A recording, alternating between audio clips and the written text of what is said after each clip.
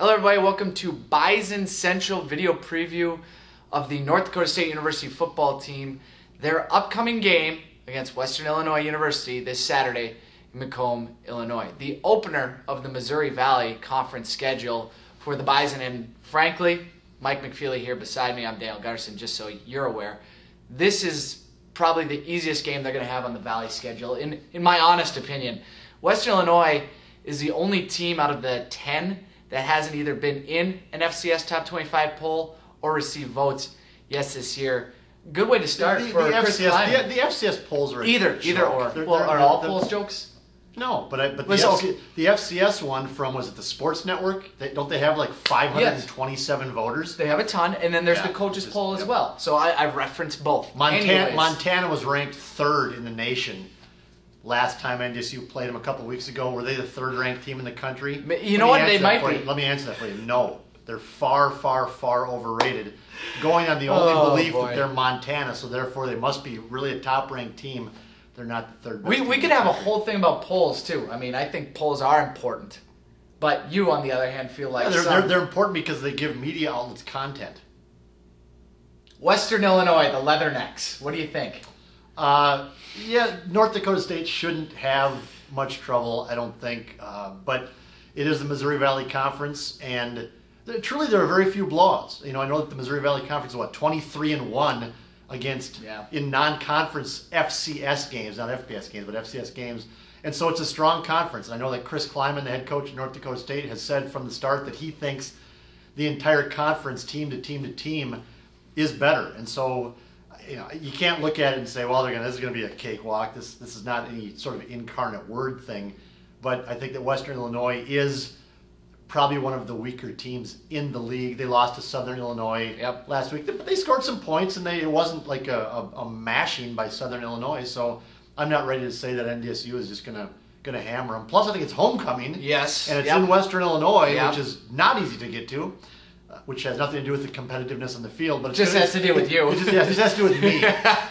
Everything's about me. But it's NDSU should win the game, but I'm not going to say it's going to be a blowout. Yeah, looking at some of the stats offensively, Western Illinois likes to keep up the pace. They've thrown the ball for the 2nd most yards in the Missouri Valley so far this season. They got a guy on their roster, by the way. I was doing some research named Hi-C Scott. And he's a pretty decent player. I think he's a wideout. Does see some time. So I really can't wait till Scott Miller on KFGO has to say Hi-C Scott and relates that to the juice drink some way. That's all I'm waiting for. That's your goal for Saturday. That's my goal for Saturday. That's his goal for Saturday, by the way. But in getting back to the game, Western Illinois struggled stopping Southern Illinois in the second half of games. They're a younger team, a little bit of an inexperience going on there, kind of a rebuilding thing. For me, I see NDSU going first road game, first Valley game for Carson Wentz especially.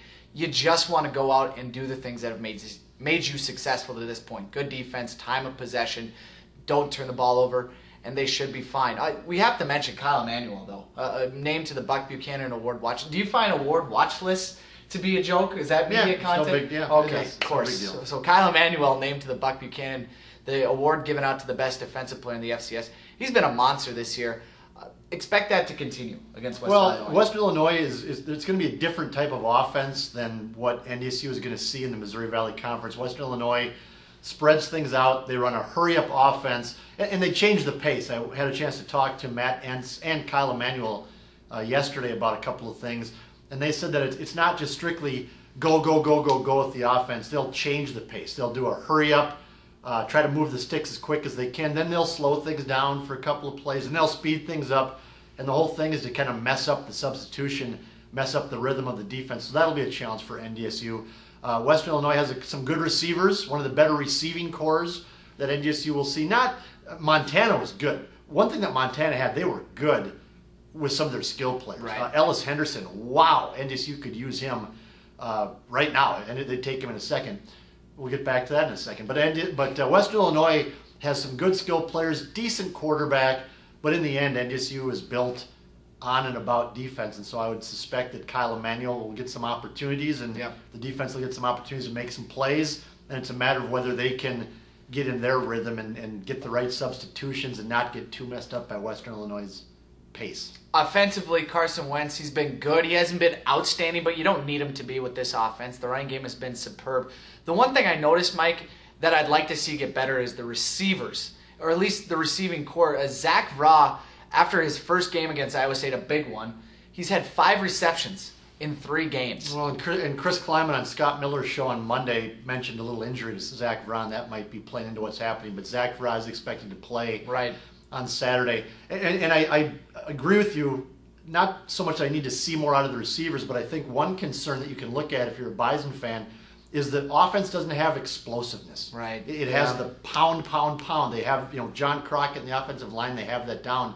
But they miss Ryan Smith. They miss that guy who can go downfield and make a big play and open up the defense. Zach Vraw is the one guy they have who can do that, who can get down the field, get open, and also make a catch, get up in traffic, and is strong enough and mature enough to battle a defensive back and make a catch. They don't have anybody else besides that. R.J. Urzendowski has made some big plays, but he's a slight little true freshman who's not quite big and strong enough yet. They're waiting for that explosive receiver, and that's why I brought up Ellis Henderson's name as a guy like that to open things up and have that second option when it comes to the offense. Because if at some point this year NDSU falls behind and gets behind by more than 1 score, you have to score quickly. You have to say, okay, we can't put together a 15-play, 80-yard drive. Let's hit them quick here, like a Ryan Smith type play.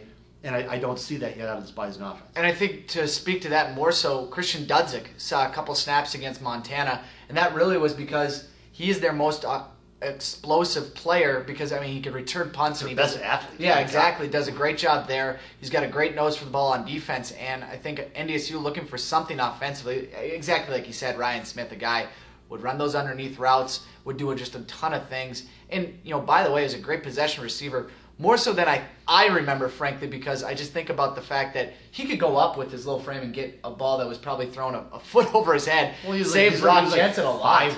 5'7", whatever he was, and he was fearless over the middle. Yeah. And that showed, and we don't need to go back and relive the past 4 years, but it showed with some of the injuries that he came up with. But the bigger, broader picture is that we need to see some explosiveness out of the Bison offense before you can really. And it's tough because we keep comparing everything to last year. Well, last year. Well, it's not. Last year was maybe the best team in FCS history, and so as the season progresses, we'll see where the Bison end up. But they're still pretty darn good. Oh my goodness, this defense unbelievable, and the running game one of the top running games in the nation, definitely the top in the Valley. I have NDSU winning this one, going away. It's going to be again typical NDSU, struggle first half, dominate second. I say 38-10. Why not? I'll throw out that score. Okay, I'll say 27-10. All right, it doesn't matter. It's all arbitrary. I just like to throw it out there. So for Mike McFeely, I'm Daniel Garrison. Thank you for watching this Bison Central video preview.